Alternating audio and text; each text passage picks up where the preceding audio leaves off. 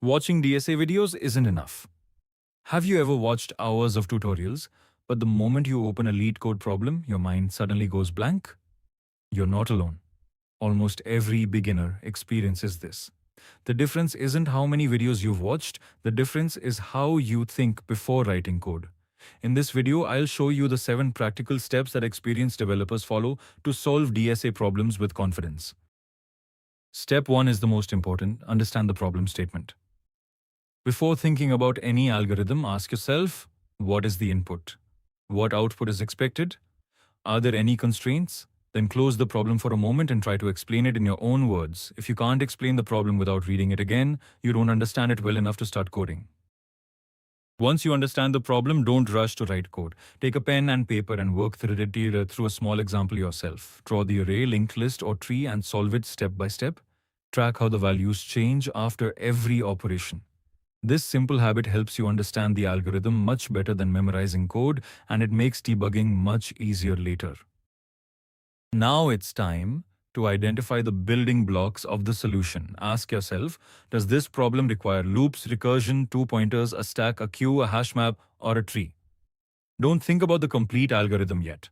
First, identify the concepts needed to solve the problem. Once you know the right building blocks, choosing the correct algorithm becomes much easier. Now understand how the algorithm executes. If the solution uses loops, don't just read them, understand their purpose. Ask yourself, what does the outer loop control? What work does the inner loop perform during each iteration? Then trace every condition. When does the if statement become true? Under what condition will break, continue, or return execute? If you can mentally execute the algorithm step by step before running the code, you're no longer memorizing it. You truly understand how it works. If the problem uses recursion, don't start by reading the recursive call. Start with the base condition. Ask yourself, when should the recursion stop? Next, understand how each recursive call moves toward that base condition. Finally, once the base condition is reached, trace how every function call returns one by one. This is called recursion unwinding. If you understand both the journey to the base condition and the journey back, recursion becomes much easier to understand.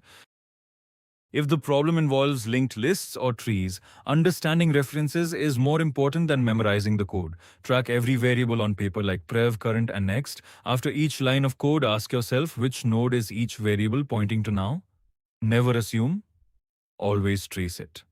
A single incorrect reference update can completely break the algorithm, even if the rest of your logic is correct. Now you're finally ready to write the code, but remember, coding is not the first step, it's the result of understanding the problem. After your solution works, analyze its time and space complexity, then ask yourself if it can be optimized further. Follow this same process for every DSA problem. Understand, visualize, identify the building blocks, trace the execution, master recursion and references, and then write the code. Remember, great programmers don't start by typing code, they start by understanding the problem. DSA isn't about memorizing hundreds of algorithms, it's about developing a problem-solving mindset. Every new problem becomes easier when you follow the same process. Understand the problem, visualize it, identify the building blocks, trace the execution, master recursion and references, and finally write the code. Stay consistent, solve one problem every day, and your confidence will grow with every solution.